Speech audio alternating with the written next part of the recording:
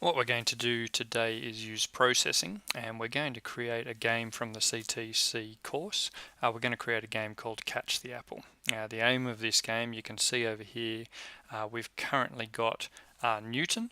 Okay, so Newton is this little man here, and we've got apples.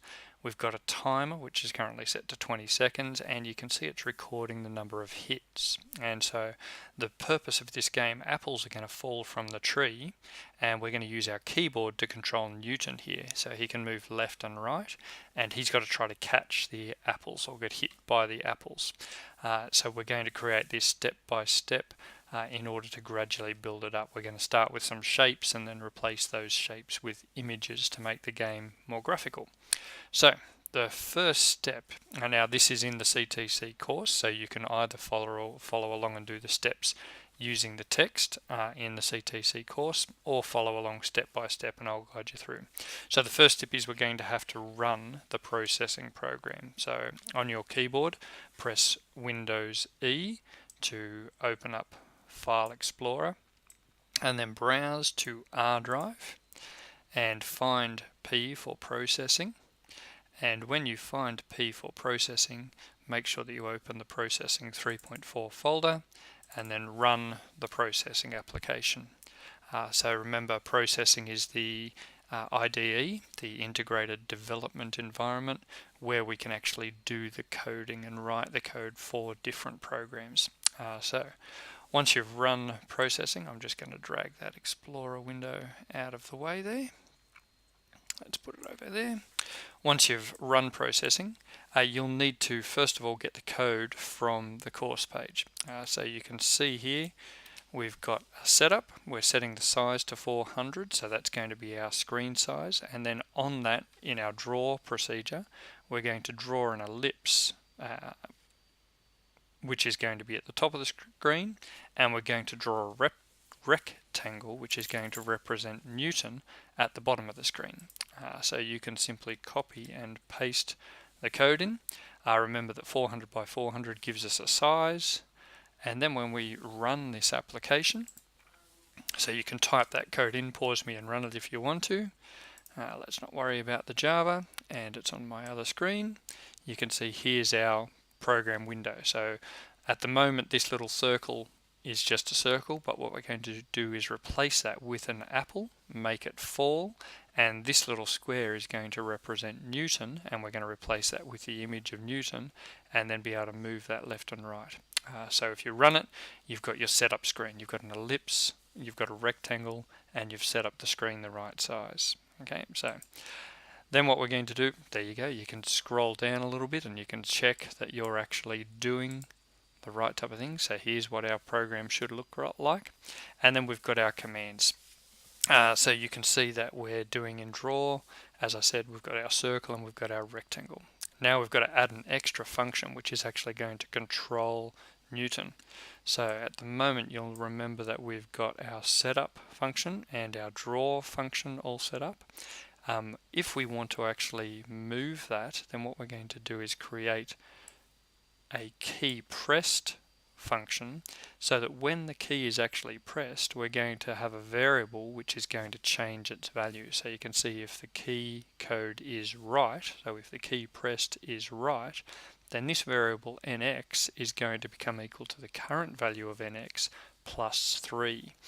If the left is pressed, then the value nx is going to be nx minus 3, and so that's going to move our character 3 to the right or 3 to the left as we move. And you'll see up here we're also creating an initial value where nx is equal to 0, and we're going to draw our rectangle using the value nx, or using the variable nx, and so that way we're actually going to put Newton at that position, the rectangle at that position, and then when we press the key we can move to the left and the right.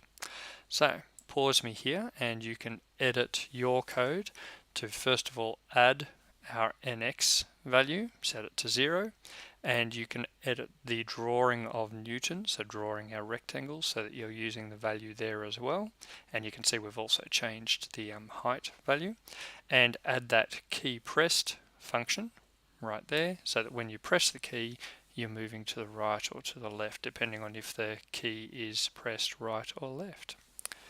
Pause me there, and then if you can add that code to your processing window,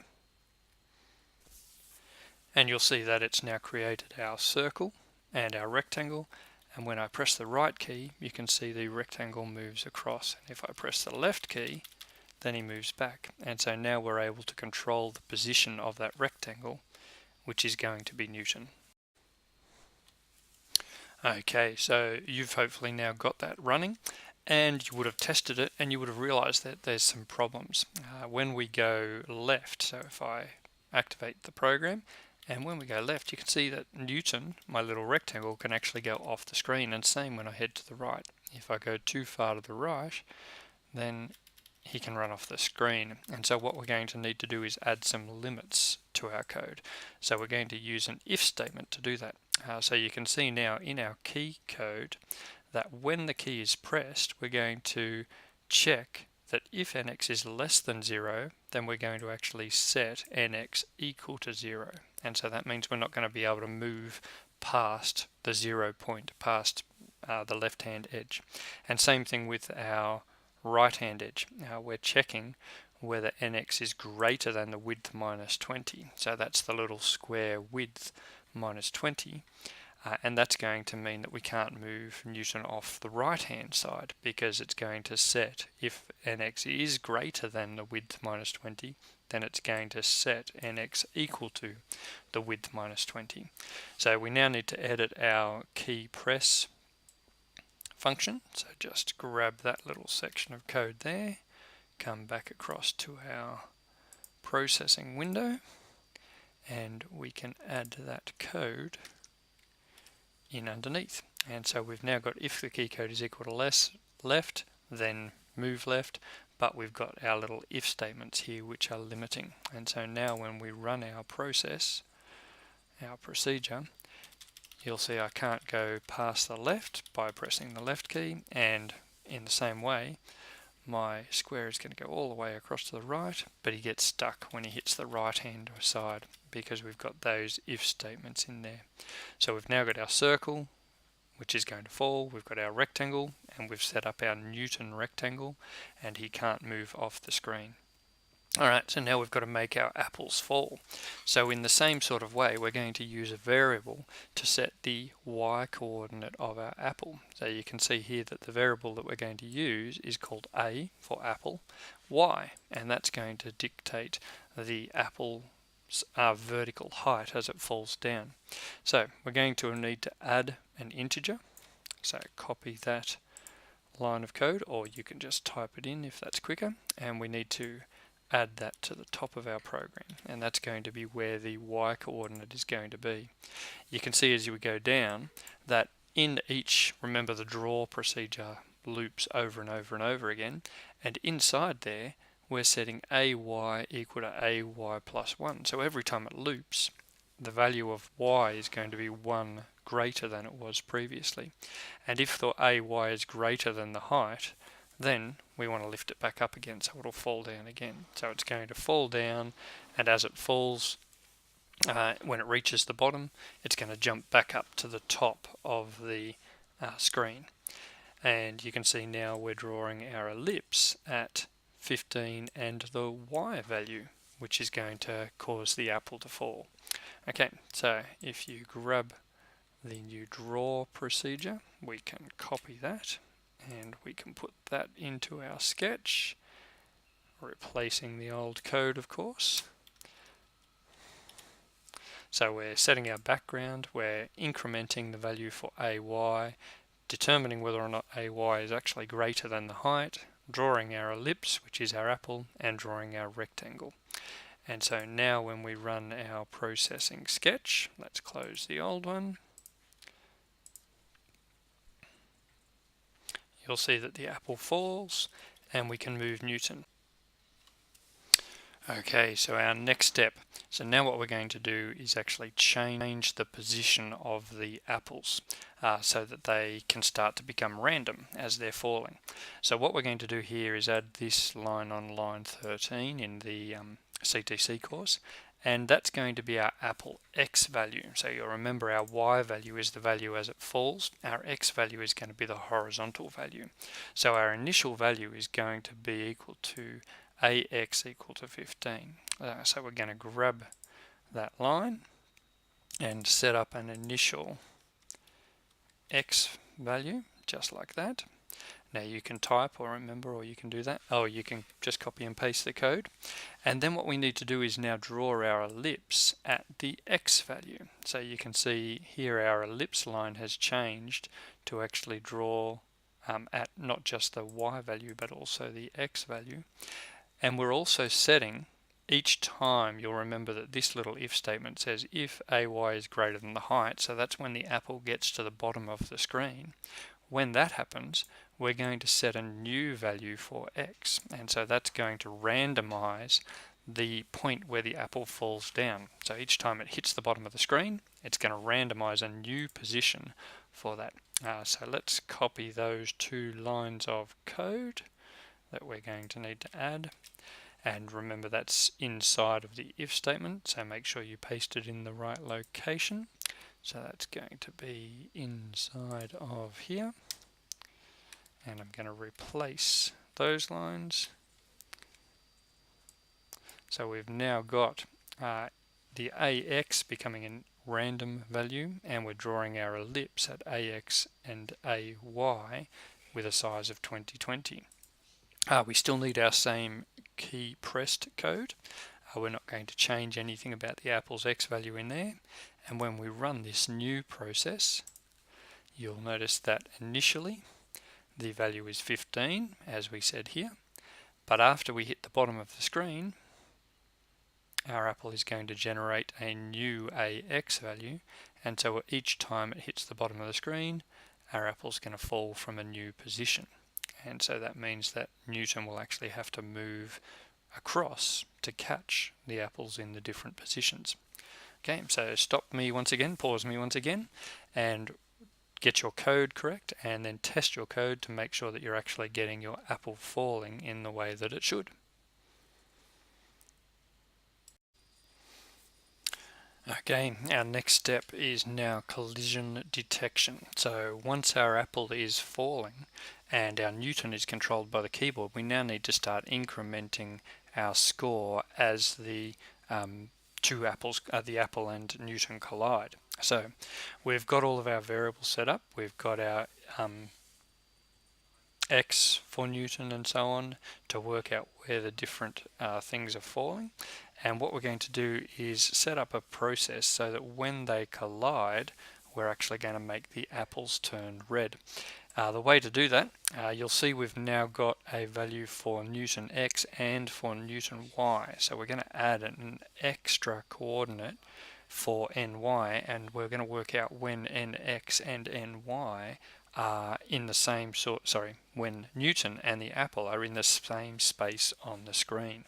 So these variables here are now our XY for Newton and our XY for the apple, and when those values are similar or the same, then it means that there's been a collision, and so we're going to use those four variables to determine when the collision actually occurs.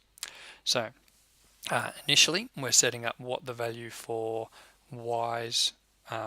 Newton's Y position is here in the setup, and then we're going to create another if statement so that as we're going through our process, you can see we've now got a collision detection process.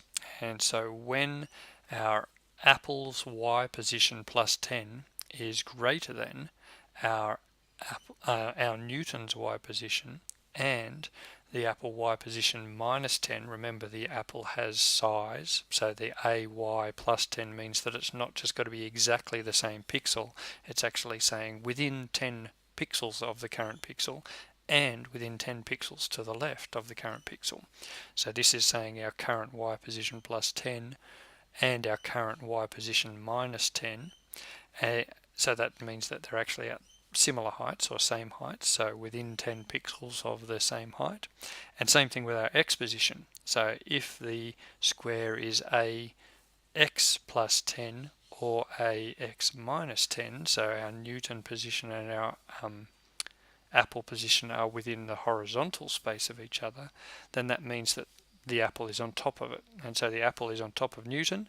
And if that happens, so if both of those if statements happen, then we're going to fill 255, so that's red. Remember, our RGB colors are RGB, and we're going to change the fill color to red. So when that collision occurs, we're going to change the fill color to red. And so that means we're going to be able to detect and recognize that collision. Okay, so grab the code once again from the QTC course. I'm going to just copy the whole code, come back to your processing screen. Remember, you don't have to copy and paste, you can just edit your code as you're going. It's starting to get quite a lot there as well. Here's some little, I hadn't noticed that, they've actually got a little test there as well. So this is actually letting you test some different things in there as well, drawing lines to show actual vertical positions in the screen. And if we run this, then it should compile, and when they collide, there we go, they turn red.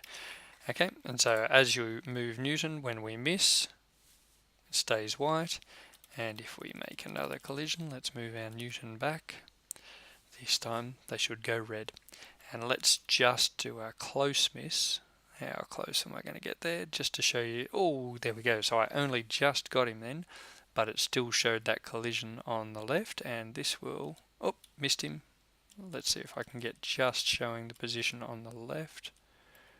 There we go. So because we've got that plus 10 and that minus 10, we're able to get the horizontal position as well to make sure that he's actually within the circle rather than just the exact point where that Newton and apple are, the exact pixel. Alright, so have a go at getting that coding as well, and then we'll start to add some scoring features. Okay, our next little section is only 3 lines, so I'm actually skipping ahead to step number 9 now. In the QTC course, they've actually added some gravity and added some acceleration there as well, so that each apple gets faster. So you're welcome to have a look at how to do that in the QTC course. I'm going to skip straight over to counting the points though. So in order to count the points, the first thing we need to do is have a variable which is going to be used to count the points. So we've got to add an integer, and we're calling it p, setting it equal to 0 at the start of the game. And then you'll see, as you have a look at the extra code here, each time a collision occurs, we're going to increment that value p. So that means that if the apple and Newton collide, then p is going to go up by 1. And the other thing we have to do is actually write that on the screen.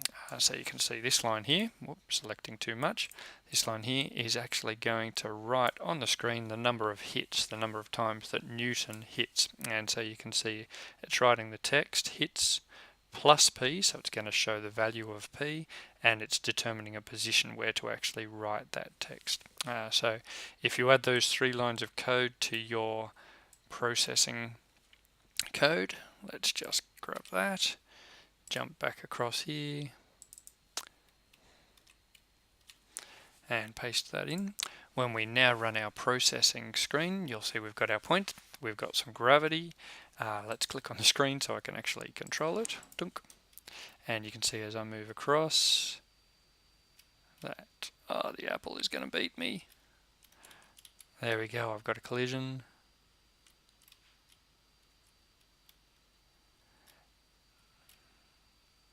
And there we go. So each time the apple hits, it's incrementing the score. Now you can see that there's an issue here, because what's actually happening is our score is being incremented every time it detects the apple hitting the square. So you can see it's jumping by quite a significant amount, and so that one just went up 6, for example, because the apple is hitting the Newton multiple times in its falling value. And so we're going to have to now modify the code to fix that problem. Okay, so to fix our problem, what we're going to have to do is add a new variable, and the variable is going to be a Boolean value. Now remember, Booleans are true or false values, and so what that's going to do is allow us to say whether or not we need to count the points. And so what we're going to do is initially set that to true, and each time we throw a new apple, so you'll remember here that when the apple reaches the height of the screen, we're throwing a new apple at a new position. Each time we throw a new apple, we're going to set it to true once again, but after our initial hit, so after our collision occurs here, what we're going to do is set the value to false. So after our first time the apple hits Newton, we'll set that to false, and we won't let them count any more points until we throw our new apple from the top of the screen. And so once we do, we can start counting the points again. So if you can make those three changes, set up a variable, a Boolean value, set it to true when you throw a new apple, and set it to false after initially counting the first hit on each apple. Okay, hopefully you've copied that code across into your processing window, or you've made those changes in your processing window, and now when you run the processing application, you'll see we fall down. I'm going to miss that one, aren't I? Let's wait for it to come closer to us here. Oh, there we go. Okay, so now my hits, you'll see, are only counting a single value each time the apple hits Newton, because it's not including anywhere where the apple has already hit Newton. It's not counting multiple times. Okay. Now we only have two more steps left, so we're getting close to the end of our application. Now what we need to do is add a timer. So we've got our counter deciding how many times it hits. We want the game not to go on forever. So the objective is to get as many apples as possible in half a minute. And so that means we need to have a countdown timer which is actually going to count just for half a minute. So in order to do that, we're going to need to have another variable, and this time we're going to have a value called t. We're going to set it equal to 0, and that's going to be the time. So we're going to work out when to actually use that. And you can see that in the setup, we're going to say t is initialized with this function called millis. And so the millis is going to determine what the current time is, what the current seconds are for us. So we can see how long we've been in the game. And so then we're going to actually count the timer. We're going to set up a timer here, and we're going to say if the timer is greater than 30, so when our time has reached 30 seconds, so our timer has gone past the value of t, then that means that we're going to stop the game. And so we've turned off the loop. So you can see we've stopped running our draw feature. And so each time this little draw feature runs, we're also going to write the time in the screen, or the time remaining on the screen. So we've set up a timer within our looping function. That's going to be the difference between the starting time and the current time. And then we'll be able to count how much time has passed in seconds, because each time we look at the current time, we're going to subtract the time we started the game and work out what our how long our game's been running for. Okay, so if we can add those couple of extra lines as well. Once again, if you're getting stuck, just simply copy and paste the entire section of code and paste it to processing. So you remember we've got our t, which is the starting time of our game. We've got our timer, which is the difference between the current time and our game. And so you can now see our timer is counting down and our hits are counting up. We can move our Newton across and try and get as many hits as we can. And after 30 seconds, I'll wait the last 11 seconds there, the loop should stop and our game will finish.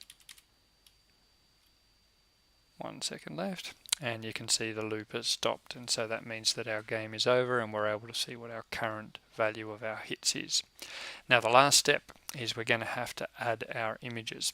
So if you can add the timer and check that your Newton and your apple work correctly, you've got your timer in place now and your hits in place now, then the final step is to add our images to the game as well.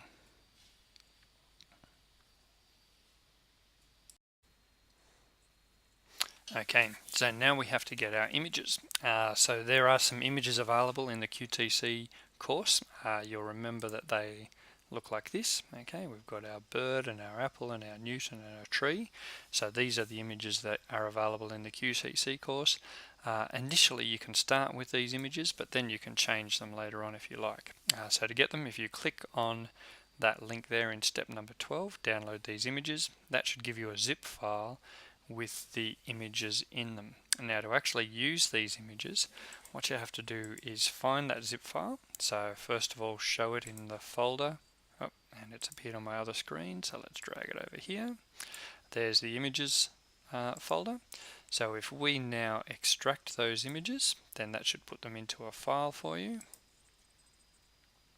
Into a folder for you, and you can see there's the images that make up our game. Okay, so we've got our bird and our tree, our apple, and our Newtons. So in order to add those into the game, you're going to have to drag and drop them into processing. So let's get our processing screen on the screen, and you simply put the two windows side by side like that, select them all just like that. So holding down shift will let you select them all, and then drag and drop the images across into processing.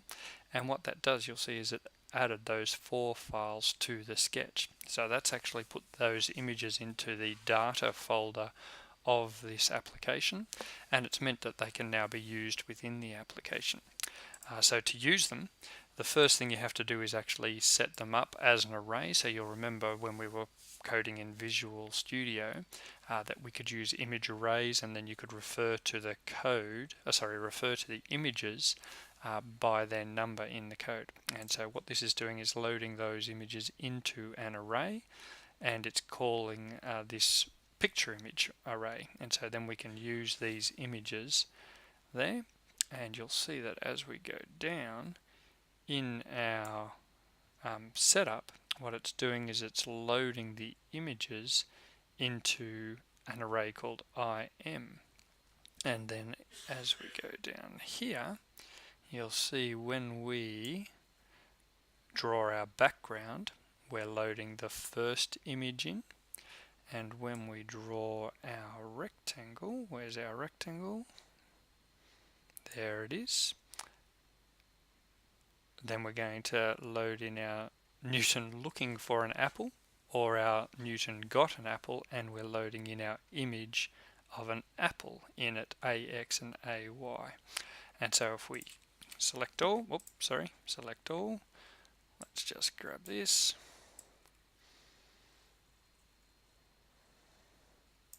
copy that code, jump back to processing, select everything and paste in our new code. And when we now run that code, so you can see that you've now got the processing code across here. When we run that code, our game will load, and our circle and our rectangle have been replaced by a picture of an apple and a picture of Newton. And you can see that when the apple now hits Newton, then his image changes because it loads in a different image. You can see over here in the code that if the collision happens, so when the collision happens here, then Newton switches between image 2 and image 3. So he's either the image looking for an apple, or when the collision occurs, my time's up. When the collision occurs, you saw the other image, which is the image of Newton got an apple. Okay, the other thing that's happened in here, you'll see that the collision detection has changed. So instead of just being a width of 20 that we're now testing, we're testing a width of 50 because our picture of Newton and our apple are bigger. And so when you change the images, which is the next step I'd like you to do, draw your own Newton tree. So instead of Newton trying to catch the apple, you can turn this into a parachute falling and somebody trying to save the parachuter, and so you can get that type of game happening. So by changing those images around, just by dragging the images in and changing some of the variables in which image here is loaded for each one, then that means you'll be able to modify the style of the game and make it more interesting. So have a go at that and see how you go.